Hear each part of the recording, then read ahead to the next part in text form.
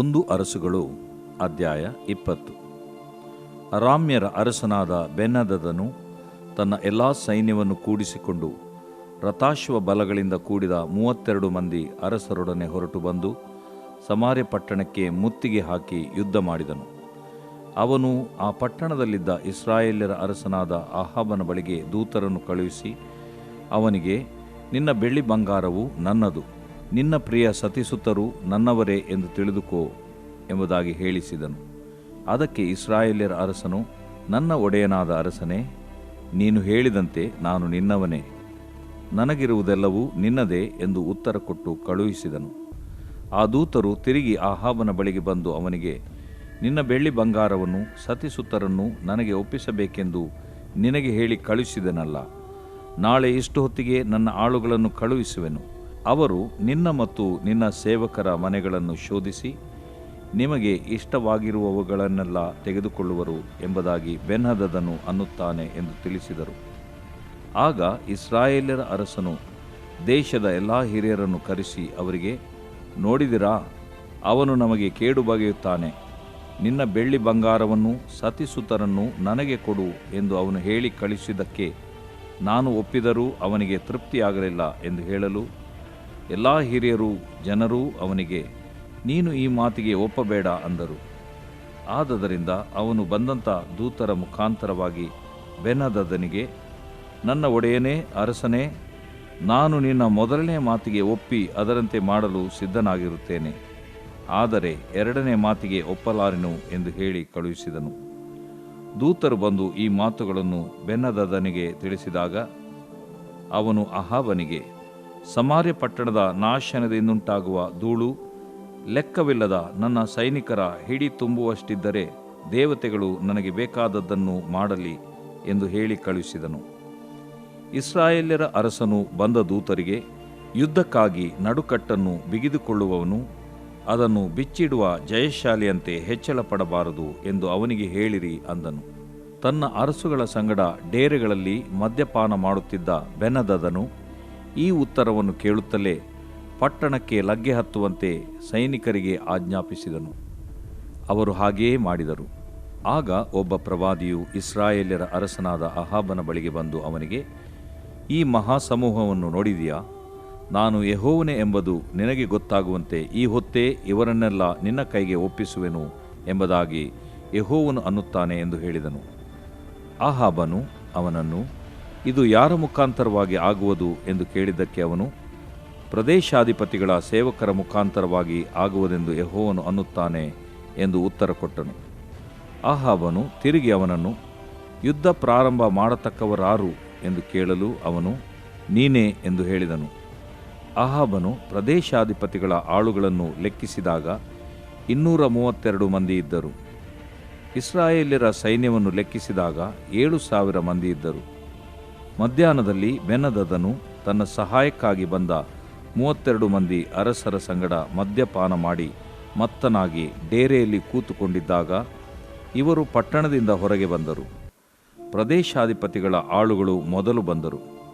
ಸಮಾರ್ಯದ ಜನರು ಹೊರಗೆ ಬಂದಿರುತ್ತಾರೆಂದು ಬೆನ್ಹದದನ ಕಾವಲುಗಾರರು ಅವನಿಗೆ ತಿಳಿಸಲು ಅವನು ಅವರಿಗೆ, ಅವರು ಯುದ್ಧಕ್ಕಾಗಿ ಬಂದಿದ್ದರೂ ಸಮಾಧಾನಕ್ಕಾಗಿ ಬಂದಿದ್ದರೂ ಅವರನ್ನು ಸಜೀವಿಗಳನ್ನಾಗಿ ಹಿಡಿದು ತನ್ನಿರಿ ಎಂದು ಆಜ್ಞಾಪಿಸಿದನು.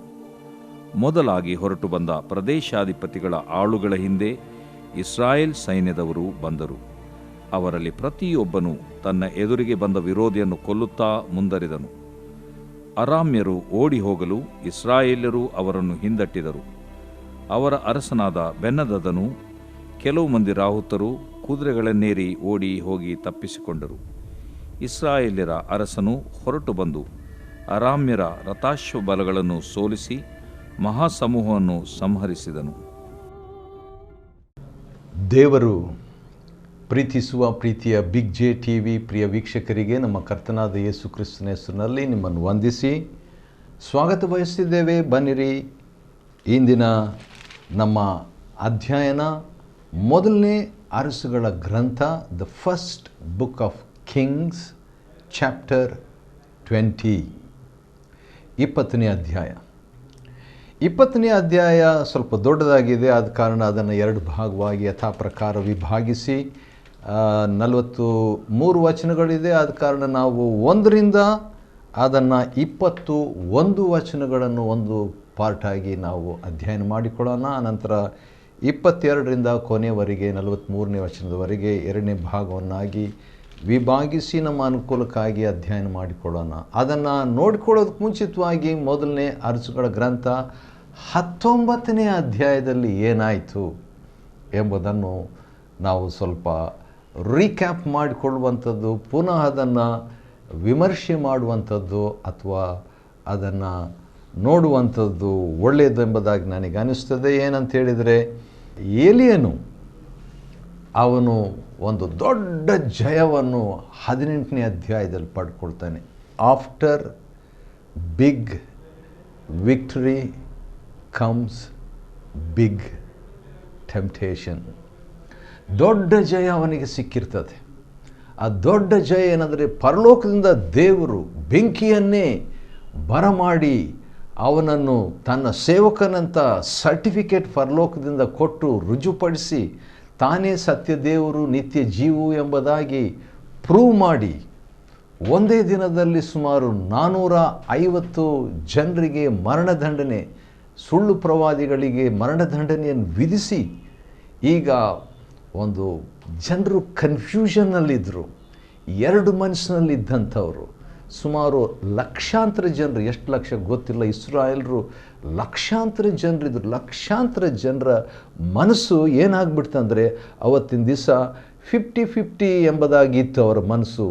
ಬಾಳನ್ ದೇವರಿರ್ಬೋದು, ಯೆಹೋವನ ದೇವರಿರ್ಬೋದು, ಏನು ಮಾಡ್ಬೋದು, ನಾ ಘಾಟ್ಕ ನಾ ಘರ್ಕ ಎಂಬುದಾಗಿ ಒಂದು ಗಾದೆ ಮಾತಿದೆ. ಆ ರೀತಿಯಾಗಿ ಮನೆಯೂ ಅಲ್ಲ ಕಾಡಿಗೂ ಅಲ್ಲ ಎಂಬಂಥ ಒಂದು ರೀತಿಯಲ್ಲಿ ಇರುವಂಥ ವ್ಯಕ್ತಿ, ಅಂಥ ಒಬ್ಬ ವ್ಯಕ್ತಿ, ಅಂಥ ಒಂದು ಜನಾಂಗ, ವ್ಯಕ್ತಿ ಅಲ್ಲ, ಇಡೀ ದೇಶವನ್ನೇ ದೇವರ ಕಡೆಗೆ ತಿರುಗಿಸ್ಬಿಡ್ತಾನೆ. ವಾವ್, ಆಶ್ಚರ್ಯ! ಅರ್ಧ ಮನಸ್ಸಿರುವಂಥ ವಿಶ್ವಾಸಿಗಳನ್ನು ಪೂರ್ಣ ಮನಸ್ಸಿನ ವಿಶ್ವಾಸಿಗಳನ್ನಾಗಿ ಆನ್ ದ ಸ್ಪಾಟ್ ಒಂದೇ ಒಂದು ಬೆಂಕಿಯಿಂದ, a fire of God can do what was undone for ages. ದೇವರ ಬೆಂಕಿ ಬಂದಾಗ, ಪವಿತ್ರಾತ್ಮನ ಸಂಕೇತಿಕವಾದಂಥ ದೇವರಾತ್ಮನು ಬಂದಾಗ, ಅನೇಕ ಅರ್ಧ ಮನಸ್ಸಿನ ವಿಶ್ವಾಸಿಗಳು ಪೂರ್ಣ ಮನಸ್ಸಿನ ವಿಶ್ವಾಸಿಗಳಾಗಿ ಕಮಿಟ್ ಆಗ್ತಾರೆ, ಡೆಡಿಕೇಟ್ ಆಗ್ತಾರೆ, ಪ್ರತಿಷ್ಠೆ ಮಾಡ್ಕೊಳ್ತಾರೆ, ತೀರ್ಮಾನ ತಗೊಳ್ತಾರೆ, ದೇವರಿಗಾಗಿ ಜೀವಿಸ್ತಾರೆ. ಲೋಕಕ್ಕಾಗಿ ನಾನು ಜೀವಿಸೋದಿಲ್ಲ, ದೇವರಿಗಾಗಿ ಜೀವಿಸ್ತೀನಿ ಅಂತ ಹೇಳ್ಬಿಟ್ಟು. ನನಗೊಂದು ಹಾಡು ಭಾಳ ಇಷ್ಟ, ಇಂಗ್ಲೀಷ್ನಲ್ಲಿದೆ ಅದು, I have decided to follow Jesus ಎಂಬಂಥ ಹಾಡು. ಅದರಲ್ಲಿ ಒಂದು ಚರಣ ಈ ರೀತಿಯಾಗಿದೆ, though none go with me still I will follow. ಯಾರೂ ನನ್ನ ಜೊತೆಗೆ ಬಾರ್ದಿದ್ರು, ನಾನು ಒಬ್ಬಂಟಿಗನಾಗಿ ನನ್ನ ದೇವರಿಗಾಗಿ ನಾನು ಹಿಂಬಾಲಿಸುವೆನು ಎಂಬಂಥ ಹಾಡು. ಕೆಲವು ಸಾರಿ ದೇವರನ್ನು ಹಿಂಬಾಲಿಸುವುದು ಏಕಾಂತವಾಗಿ ಇರಬಹುದು. Sometimes you may be lonely in following God. ಎಲಿಯನ್ನು ನೋಡಿದರೆ ಬಹುಶಃ ಒಬ್ಬನಾಗಿ ದೇವರಿಗಾಗಿ ನಿಂತ.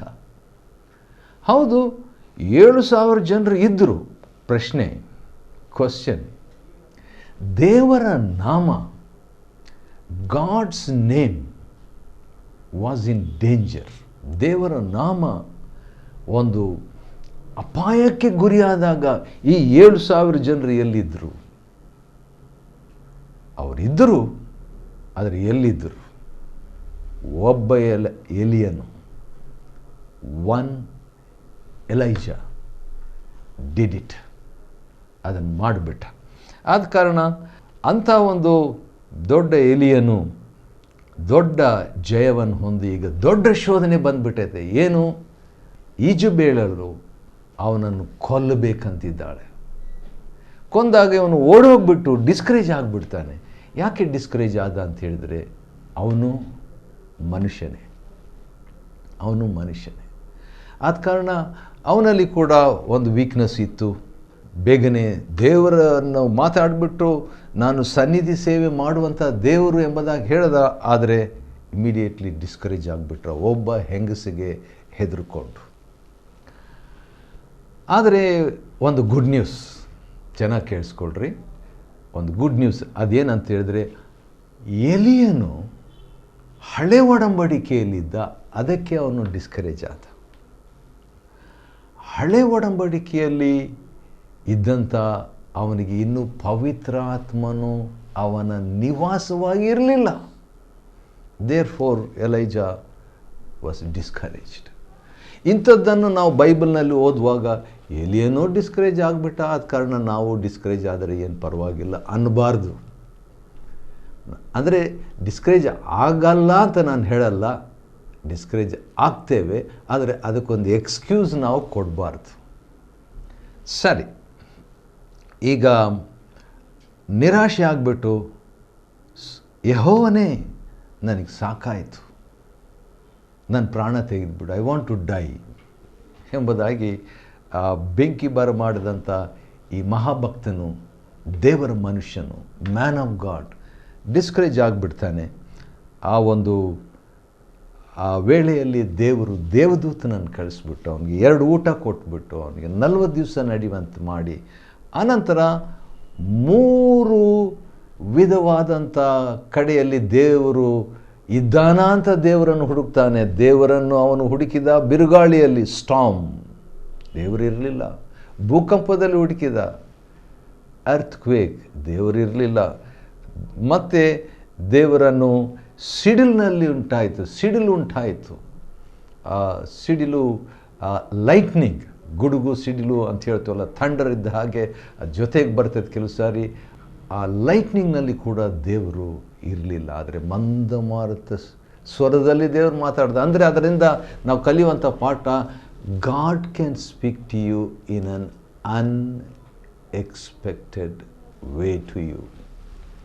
ನೀನೊಂದು ಎಕ್ಸ್ಪೆಕ್ಟ್ ಮಾಡಿರ್ಬೋದು, ದೇವ್ರು ಹಿಂಗೆ ಮಾತಾಡಬೇಕು, ನಾಟ್ ನೆಸೆಸರಿ. ದೇವರು ಅನಿರೀಕ್ಷಿತವಾದ ರೀತಿಯಲ್ಲಿ ಮಾತಾಡ್ತಾರೆ. Wow, is A good god. Good god, ಆತನು ಒಳ್ಳೆಯ ದೇವರಾಗಿರೋದ್ರಿಂದ ಮಾತಾಡ್ತಾರೆ. ಒಳ್ಳೆಯ ಸಂಬಂಧಕ್ಕೆ ಗುರುತು, mark of A good relationship, ಮಾತಾಡ್ತಾರೆ. ಮಾತು. ಈಗ ದೇವರು ಮಾತಾಡ್ತಾನೆ ಅಂದರೆ ಎಷ್ಟು ಪೇಜ್ ಬರೆದಿದ್ದಾನೆ? 1400ಗಿಂತಲೂ ಹೆಚ್ಚು ಪೇಜ್ಗಳು. ಎಷ್ಟೊಂದು ಮಾತಾಡ್ತಾನೆ. ಯಾಕೆ? God wants to establish a good relationship, ಒಳ್ಳೆಯ ಸಂಬಂಧ. ಇದು ಪ್ರೀತಿಯನ್ನು ತೋರಿಸ್ತೈತೆ. ಯಾರ ಹತ್ರ ನೀವು ಜಾಸ್ತಿ ಪ್ರೀತಿ ಇಲ್ಲೋ ಅವ್ರ ಹತ್ರ ಮಾತಾಡಲಿಕ್ಕೆ ಇಷ್ಟಪಡಲ್ಲ. ಆದರೆ ದೇವರು ನಮ್ಮ ಮೇಲೆ ಭಾಳ ಪ್ರೀತಿಯನ್ನು ಇಟ್ಟು ಭಾಳ ಮಾತನಾಡಿದ್ದಾನೆ. ಆದರೆ ಅದನ್ನು ನಾವು ಓದಬೇಕು, ಅಧ್ಯಯನ ಮಾಡಬೇಕು, ಅದನ್ನು ಪ್ರೀತಿಸಬೇಕು. ದಿನಾಲು ಡೈಲಿ ಊಟ ಮಾಡ್ತೀವಲ್ಲ, ಡೈಲಿ ಇದನ್ನು ಆತ್ಮಿಕ ಆಹಾರವನ್ನು ತಗೋಬೇಕು. ಸರಿ, ಕಡೆಗೆ 3 ವ್ಯಕ್ತಿಗಳನ್ನು ದೇವರು ಅವ್ರನ್ನ ಅಭಿಷೇಕಿಸು ಅಂತ ಹೇಳ್ಬಿಟ್ಟು, ಇಸ್ರಾಯೇಲ್ರ ಅರಸನನ್ನು ಅಭಿಷೇಕಿಸು ಮತ್ತು ಯಹೂದದ ಅರಸನನ್ನು ಅಭಿಷೇಕಿಸು ಎಂಬುದಾಗಿ ದೇವರು ಹೇಳಿಬಿಟ್ಟು, ಅರಾಮ್ಯರ ಅರಸನನ್ನಾಗಿ ಅಭಿಷೇಕಿಸು ಅಂತ ಹೇಳಿಬಿಟ್ಟು, ಅಂದರೆ 15ನೇ ವಚನದಲ್ಲಿ, ಆನಂತರ ನಿನ್ನ ಬದಲಾಗಿ ಎಲೀಷನನ್ನು ಅಭಿಷೇಕಿಸು, ನಿನ್ನ ಮಿನಿಸ್ಟ್ರಿ ಅವನಿಗೆ ಕೊಟ್ಬಿಡು, let him carry on your ministry, ಅವನು ನಿನ್ನ ಸೇವೆಯನ್ನು ಅಭಿಷೇಕಿಸು ಅಂತ ಹೇಳಿದಾಗಿ ಅವನು ತಕ್ಕೊಂಡು ಹೋಗ್ಬಿಟ್ಟು ಅವನು ಕೆಲಸ ಮಾಡ್ತಾ ಇದ್ದ. ಎಲೀಷನು ಕೆಲಸ ಮಾಡ್ತಿದ್ದಾಗ ತನ್ನ ಕಂಬಳಿಯನ್ನು ಅವನ ಮೇಲೆ ಹಾಕ್ತಾನೆ. It's symbolic. ಏನಂದರೆ, I will take responsibility for you, ನಿನಗೋಸ್ಕರವಾಗಿ ನಾನು ಜವಾಬ್ದಾರಿಗೆ ತಗೊಳ್ತೇನೆ ಎಂಬುದಾಗಿ ಆ ಕಂಬಳಿಯನ್ನು ಕೊಟ್ಟು, you come under my coverage, ನನ್ನ ಹೊದಿಕೆಗೆ ನೀನು ಬಾ ಎಂಬುದಾಗಿ ಅವನಿಗೆ ಅದನ್ನು ಕೊಟ್ಟು, ಕಡೆಗೆ ಅವನನ್ನು ಕರೆದಾಗ he got a call for the ministry. ದೇವರ ಕರೆಗಾಗಿ ಸೀನಿಯರ್ನಿಂದ ಜೂನಿಯರ್ಗೆ ಒಂದು ಕರೆ ಸಿಕ್ತು.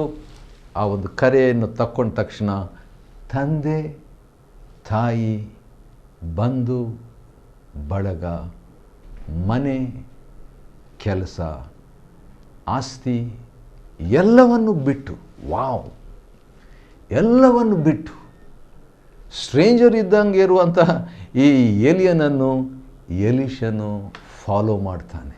ಆ ರೀತಿಯಾಗಿ ಮುಕ್ತಾಯವಾಗ್ತದೆ 19ನೇ ಅಧ್ಯಾಯ. 20ನೇ ಅಧ್ಯಾಯ ಸ್ವಲ್ಪ ಸ್ಯಾಡ್ ನ್ಯೂಸ್ ಇರುವಂಥ ಒಂದು ಅಧ್ಯಾಯ. ಯಾಕಂತ ಹೇಳಿದರೆ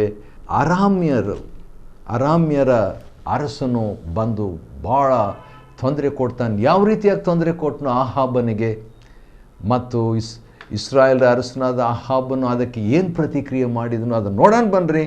1-21 ಮೊದಲನೇ ಅರಸುಗಳ ಗ್ರಂಥ 20ನೇ ಅಧ್ಯಾಯ, 1 Kings chapter 20 verse 1-21.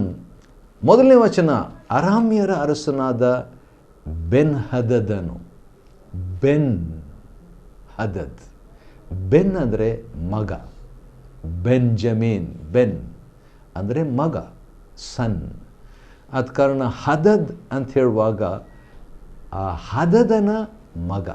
ಹದದ್ ಅಂದರೆ ಆ ಹೆಸರಿನ ಅರ್ಥ ಫಿಯರ್ಸ್, ಶಾರ್ಪ್, ಹದವಾದ ಅಥವಾ ಚುರುಕಾದ, ಒಂದು ರೀತಿಯಿಂದ ಬುದ್ಧಿ ಅಂತ ಕೂಡ ಹೇಳ್ಬೋದು. ಚುಚ್ಚುವ, ಹದವಾಗಿರುವ, ನುಣುಪಾಗಿರುವ, ಶಾರ್ಪಾಗಿರುವ, ಹದವಾಗಿರುವ, ಒಂದು ರೀತಿಯಿಂದ ಹೀಬ್ರಿಗೂ ಕನ್ನಡಕ್ಕೂ ಭಾಳ ಹತ್ತಿರ ರಿಲೇಷನ್ಸ್ ಇದ್ದಂಗಿದೆ. ಯಾಕಂತೇಳಿದರೆ ಬೆನ್ ಹದದ್, ಹದವಾಗಿರುವ ಅಥವಾ ಚುರುಕಾಗಿರುವ ಎಂಬುದಾಗಿ, ಚುರುಕು ಪುತ್ರನು ಎಂಬುದಾಗಿ ಹೇಳ್ಬೋದು. ಅವನು ತನ್ನ ಎಲ್ಲ ಸೈನ್ಯವನ್ನು ಕೂಡಿಸಿಕೊಂಡು ರಥಾಶ್ವ ಬಲಗಳಿಂದ ಕೂಡಿದ 1 ಅಲ್ಲ 2 ಅಲ್ಲ 32 ಮಂದಿ ಅರಸರೊಡನೆ ಹೊರಟು ಬರ್ತಾನೆ. Wow, shocking news, breaking news ಅಂತಾರಲ್ಲ, ಆ ರೀತಿಯಾಗಿ ಇದ್ದಕ್ಕಿದ್ದಂತೆ ಈ ಅರಾಮ್ಯರ ಅರಸನು ಅನ್ಎಕ್ಸ್ಪೆಕ್ಟೆಡ್ ಆಗಿ, ಹೌದು ದೇವ್ರ ಕಾರ್ಯ ಮಾಡಿದನು, ದೇವರ ಭಕ್ತನಾದನು, 50% ಆಗಿದ್ದಂಥ, ಅರ್ಧ ಭಕ್ತಿ ಇದ್ದಂಥವನು ಸಂಪೂರ್ಣವಾಗಿ ಹೆಂಡತಿಯ ನಿಮಿತ್ತವಾಗಿ because of the wrong influence of his wife, ಈ ಆಹಾಬನೇನು ಮಾಡ್ತಾನೆ, ಅವನು ಕೂಡ ದೇವ್ರನ್ನ ಬಿಟ್ಟು ಅನ್ಯ ದೇವ್ರನ್ನ ಬಾಳನನ್ನು ಪೂಜಿಸ್ತಾ ಇದ್ದಂಥ ವೇಳೆಯಲ್ಲಿ ಎಲಿಯನು ಅವನ ಜೀವನದಲ್ಲಿ ಬಂದು ಎಲಿಯನನ್ನು ವೈರಿ ಅಂತ ತಗೊಂಡು ಅವನು ಬಂದು ಬೆಂಕಿಯನ್ನು ಪರಲೋಕದಿಂದ ಬರಮಾಡಿ ದೇವರೇ ಸತ್ಯ ದೇವರಂತ, ಯೆಹೋವನೇ ದೇವರು, ಇರುವಾತನೇ ಆಗಿದ್ದಾನೆ, ಆತನೇ ದೇವರಂತ ಪ್ರೂವ್ ಮಾಡಿದ ಮೇಲೆ ಕೂಡ ಇಂಥ ಒಂದು ದೊಡ್ಡ ಟೆಸ್ಟ್. ಕೆಲವು ಸಾರಿ ಜಗಳ ಮಾಡಿದಾಗ ಹೇಳ್ತಾರಲ್ವ, ನಾವು ಚಿಕ್ಕವರಿದ್ದಾಗ ಆ ರೀತಿ ಮಾತಾಡ್ಕೊಳ್ತಿದ್ವಿ, 32 ಹಲ್ಲು ಉದುರಿಸ್ಬಿಡ್ತೀವಿ ನೋಡು, ಆ ರೀತಿಯಾಗಿ ಇಲ್ಲಿ ನೋಡುವಾಗ 32 ಅರಸರು ಬೆನ್ ಹದದನ್ನು ಕರ್ಕೊಂಡು, ಅದು ಹೇಗೆ ಕರ್ಕೊಂಡು ಬಂದನು, 32 ಅರಸರನ್ನು 32 ಕಿಂಗ್ಸ್, 32 ಮಂದಿ ಅರಸರೊಡನೆ ಹೊರಟು ಇಸ್ರಾಯೇಲ್ಗೆ ವಿರುದ್ಧವಾಗಿ ಸಮಾರ್ಯ ಪಟ್ಟಣಕ್ಕೆ ಮುತ್ತಿಗೆ ಹಾಕಿದನು. ಯುದ್ಧ ಮಾಡಲಿಕ್ಕೆ ಬಂದ್ಬಿಟ್ಟ. ಆಹಾಬನ ಒಬ್ಬ ಅರಸನು ವರ್ಸಸ್ 32 ಅರಸರು. ಆ ರೀತಿಯಾಗಿದ್ದಾಗ ಏನಾಗ್ಬಿಡ್ತದೆ, ಅವನು ಪಟ್ಟಣದಲ್ಲಿದ್ದ ಇಸ್ರಾಯೇಲ್ ಅರಸನಾದ ಆಹಾಬನ ಬಳಿಗೆ ದೂತರನ್ನು ಕಳಿಸ್ಬಿಟ್ಟು ಏನಂತ ಹೇಳ್ಕೊಡ್ತಾನೆ ನೋಡ್ರಿ, ಭಾಳ ಶಾಕಿಂಗ್ ಸ್ಟೇಟ್ಮೆಂಟ್. ಏನಂತ ಹೇಳ್ತಾನೆ, 3ನೇ ವಚನ, ನಿನ್ನ ಬೆಳ್ಳಿ ಬಂಗಾರವು ನನ್ನದು, your silver and gold is mine. ನಿನ್ನ ಪ್ರಿಯ ಸತಿ ಸುತರು ನನ್ನವರೇ, ಅಂದರೆ ನಿನ್ನ ಫ್ಯಾಮ್ಲಿನೂ ನಂದೇ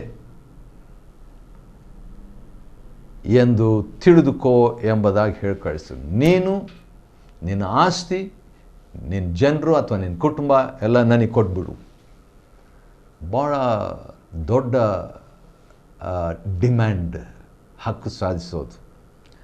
ಆದರೆ ಇಸ್ರಾಯೇಲ್ ಅರಸನು ಏನು ರಿಪ್ಲೈ ಕೊಟ್ಟಿದ್ದಾನಂತ ಹೇಳಿದ್ರೆ 4ನೇ ವಚನದಲ್ಲಿ ಆಶ್ಚರ್ಯ. ಅದೇನು ಹೇಳ್ತಾನೆ, ನನ್ನ ಒಡೆಯನಾದ ಅರಸನೇ, ನೀನು ಹೇಳಿದಂತೆ ನಾನು ನಿನ್ನವನೇ, ನನಗಿರುವುದೆಲ್ಲವೂ ನಿನ್ನದೇ. ಸುಮಾರು 20 ವರ್ಷಗಳ ಹಿಂದೆ ಈ ವಾಕ್ಯ ನನಗೆ ಸಿಕ್ಕಿದಾಗ ಭಾಳ ಖುಷಿಯಾಗಿಬಿಟ್ಟೆ ನಾನು. ಯಾಕಂದರೆ ಅಫ್ಕೋರ್ಸ್ ಇದು ಬೇರೆ ಒಂದು ಹಿನ್ನೆಲೆಯಲ್ಲಿ ಇರುವಂಥದ್ದು. ಆದರೆ ದೇವರು ಒಂದು ವೇಳೆ ನನಗೆ ಕೇಳಿದ್ರೆ, ನಿನಗಿರೋದೆಲ್ಲ ನನ್ನದು, ನಿನಗಿರುವವರೆಲ್ಲ ನನ್ನವರು, ಆ ರೀತಿಯಾಗಿ ಹೇಳಿದಾಗ, ಒಂದು ವೇಳೆ ದೇವರು ನನ್ನನ್ನು ಆ ರೀತಿಯಾಗಿ ಕೇಳಿದ್ರೆ ಹೇಗಿರಬೇಕು? ನೀನು ಹೇಳಿದಂತೆ ನಾನು ನಿನ್ನವನೇ ದೇವರೇ, ಐ ಬಿಲಾಂಗ್ ಟು ಯು, ದೇವರೇ ನನಗಿರುವುದೆಲ್ಲ ನಿನ್ನದೇ ಅಂತ ಹೇಳ್ಬಿಟ್ಟು ನಾವು ದೇವರಿಗೆ ಆ ರೀತಿಯಾಗಿ ಹೇಳಿದ್ರೆ ಎಷ್ಟು ಚೆನ್ನಾಗಿರ್ತದಲ್ವ. ಸರಿ, ಇಲ್ಲಿ ಶತ್ರುವಿಗೆ ಆ ರೀತಿಯಾಗಿ ಹೇಳ್ತಾನೆ, ಯಾಕಂದರೆ ಹೆದರ್ಕೊಂಡ್ಬಿಟ್ಟಿದ್ದಾನೆ. 32 ರಾಜರಿದ್ದಾರೆ. ಆಹಾಬನೇನು ಹೇಳ್ತಾನೆ, ಆಯಿತು ನೀನು ಹೇಳ್ದಂಗೆ ಅಂತ ಹೇಳ್ಬಿಟ್ಟು. ಆವಾಗ ದೇಶದ ಎಲ್ಲ ಹಿರಿಯರನ್ನು ಕರೆಸಿಬಿಟ್ಟು, ನೋಡಿದ್ರ ಈ ರೀತಿಯಾಗಿ ಅವನು ಹೇಳ್ತಾನೆ, ಏನು ಮಾಡಬೇಕಂತ ಹೇಳಿದಾಗ ಅವರು ಒಪ್ಪಬೇಡ ಅವನ ಮಾತಿಗೆ ಎಂಬುದಾಗಿ ಹೇಳ್ತಾರೆ. ಆವಾಗ ಬೆಳ್ಳಿ ಬಂಗಾರ ಕೊಟ್ಬಿಡ್ತೀನಿ, ಆದರೆ ನನ್ನವರೆಲ್ಲ ನಿನಗೆ ಕೊಡಲಿಕ್ಕಾಗಲ್ಲ. ಕೆಲವು ಸಾರಿ ನಾವು ವಸ್ತು ಕೊಡ್ಬೋದು, ಆದರೆ ವ್ಯಕ್ತಿನ ಕೊಡಲಿಕ್ಕೆ ನಾವು ಇಷ್ಟಪಡಲ್ಲ. ಯಾಕಂದರೆ ನಾವು ಅಂಟ್ಕೊಂಡ್ಬಿಟ್ಟಿದ್ದೇವೆ. We are attach to people, attach to family. ಆ ರೀತಿಯಾಗಿರುವಾಗ ಇಲ್ಲಿ ಏನಾಯಿತು ಎಂಬುದಾಗಿ ನೋಡುವಾಗ ಅಷ್ಟರೊಳಗೆ ಏನಾಗ್ಬಿಡ್ತು, ಭಾಳ ಜನರು ಯುದ್ಧ ಮಾಡಲಿಕ್ಕೆ ಅವನು ಮುಂದೆ ಬರ್ತಾನೆ. ಯಾಕಂದರೆ ಇವನು ಒಪ್ಪಲಿಲ್ಲಲ್ಲ ಕಂಡೀಷನ್ಗಂತ. ಆಗ ವಾವ್, ಐ ಲೈಕ್ ದಿಸ್. 20ನೇ ಅಧ್ಯಾಯ 13ನೇ ವಚನದಲ್ಲಿ, ಆಗ ಒಬ್ಬ ಪ್ರವಾದಿಯು ಇಸ್ರಾಯೇಲ್ ಅರಸನಾದ ಆಹಾಬನ ಬಳಿಗೆ ಬಂದು, ಈ ಮಹಾಸಮೂಹವನ್ನು ನೋಡಿದೆಯಾ? ನಾನು ಯೆಹೋವನೇ ಎಂಬುದು ನಿನಗೆ ಗೊತ್ತಾಗುವಂತೆ ಈ ಹೊತ್ತೇ ಇವರನ್ನೆಲ್ಲ ನಿನ್ನ ಕೈಗೆ ಒಪ್ಪಿಸುವೆನು. Wow, what a God is he. ಎಂಥ ದೇವರು ನಮಗಿರುವಂಥ ದೇವರು. ನಮ್ಮ ಕಷ್ಟ ಕಾಲದಲ್ಲಿ ಒಂದು ವೇಳೆ 32 ಅರಸರೇ ನಮ್ಮ ವಿರುದ್ಧವಾಗಿ ಬಂದಿದ್ದಾಗ್ಯೂ ಕೂಡ ದೇವರು ಒಬ್ಬ ಪ್ರವಾದಿಯನ್ನು ಕಳಿಸಿ, ತನ್ನ ಪ್ರತಿನಿಧಿಯನ್ನು ಕಳಿಸಿ ಎಂಥ ಒಂದು ಮಾತು, ದೊಡ್ಡ ಮಾತು ಹೇಳ್ತಾನೆ ನೋಡ್ರಿ ಈ ಆಹಾಬನಿಗೆ. ಆ ರೀತಿಯಾಗಿ ಹೇಳಿದಾಗ, ಅದೇ ರೀತಿಯಾಗಿ ಯಾವ ರೀತಿಯಾಗಿ ಇದು ಸಾಧ್ಯವಾಗ್ತದೆ ಅಂತ ಹೇಳಿದಾಗ, ಇದು ಸೇವಕರ ಮುಖಾಂತರವಾಗಿ ಆಗ್ತದೆ ಅಂತ ಹೇಳಿದಾಗ, ಅವನ ಹತ್ರ 232 ಸೇವಕರಿದ್ದರು, ಪ್ಲಸ್ ಸೈನ್ಯ ಎಷ್ಟಿತ್ತಂದರೆ 7,000 ಜನರಿದ್ದರು. ಆಶ್ಚರ್ಯವಾದಂಥ ರೀತಿಯಲ್ಲಿ ಏನಾಗ್ಬಿಡ್ತು, ಯುದ್ಧ 32 ಅರಸರು ಪ್ಲಸ್ ಬೆನ್ಹದದನು ಫಿಯರ್ಸ್ ಆಗಿ ಅಂದರೆ ಕ್ರೂರವಾಗಿ ಚೂಪಾಗಿ ಇರುವಂಥವನ ಮಗ ಬೆನ್ಹದದ್, ಅವರೆಲ್ಲರೂ ಏನಾಗ್ಬಿಡ್ತು ಅಂತ ಹೇಳಿದ್ರೆ, ಯುದ್ಧ ಮಾಡಿದಾಗ ಆದಂಥ ಒಂದು ರಿಸಲ್ಟ್ ಏನಂದರೆ, ಇಸ್ರಾಯೇಲ್ರ ಅರಸನು 21ನೇ ವಚನ, 20ನೇ ಅಧ್ಯಾಯ 21ನೇ ವಚನ, ಮೊದಲನೇ ಅರಸುಗಳ ಗ್ರಂಥ. ಇಸ್ರಾಯೇಲ್ರ ಅರಸನು ಹೊರಟು ಬಂದು ಅರಾಮ್ಯರ ರಥಾಶ್ವ ಬಲಗಳನ್ನು ಸೋಲಿಸಿ ಮಹಾಸಮೂಹವನ್ನು ಸಂಹರಿಸಿದನು. ಅಂದರೆ ದೊಡ್ಡ ಜಯ ಇಸ್ರಾಯೇಲ್ರಿಗೆ ಸಿಕ್ಬಿಡ್ತು. ಆದರೆ ಕತೆ ಮುಗಿದಿಲ್ಲ, ಇನ್ನೂ ಇದೆ ವಿಷಯಗಳು. ಮುಂದೆ ಇನ್ನೇನಾಯಿತು ಎಂಬುದಾಗಿ ನಾವು ಮುಂದಿನ ಸಂದೇಶದಲ್ಲಿ ನೋಡಿಕೊಳ್ಳೋಣ್ರಿ. ಹೌದು, ಮೊದಲನೇ ಅರಸುಗಳ ಗ್ರಂಥ 20ನೇ ಅಧ್ಯಾಯ 1ರಿಂದ 21 ವಚನವನ್ನು ನಾವು ಅಧ್ಯಯನ ಮಾಡಿಕೊಳ್ಳುವಂತೆ ದೇವರು ಕೊಟ್ಟ ಕೃಪೆಗಾಗಿ ಆತನಿಗೆ ಸ್ತೋತ್ರವಾಗಲಿ. ದೇವರು ನಿಮ್ಮನ್ನು ಆಶೀರ್ವದಿಸಲಿ.